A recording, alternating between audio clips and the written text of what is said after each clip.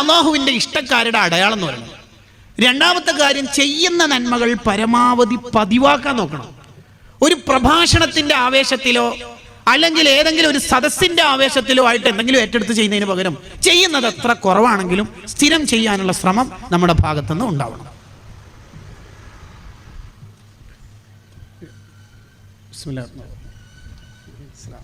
ഒരു ബക്കറ്റ് വരുന്നുണ്ട്, വെള്ളം കോരാനല്ല എന്ന് പ്രത്യേകം ഓർമ്മപ്പെടുത്തുന്നു.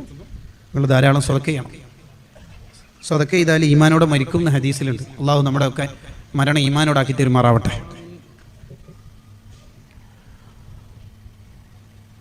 രണ്ടാമത്തെ അനുഗ്രഹം, അധിക പേരും പരാജയപ്പെട്ടു പോകുന്ന രണ്ടാമത്തെ അനുഗ്രഹം അൽ ഫറാഗ്, സമയത്തെ കൃത്യമായി ഉപയോഗിക്കാത്തത് കൊണ്ടാണ്. ഈ ഹദീസ് ഈ തലമുറയാണ് ഏറ്റവും കൂടുതൽ പഠിക്കേണ്ടത്. സോഷ്യൽ മീഡിയ കാലത്ത് സമയത്തിന് ഒരു വിലയും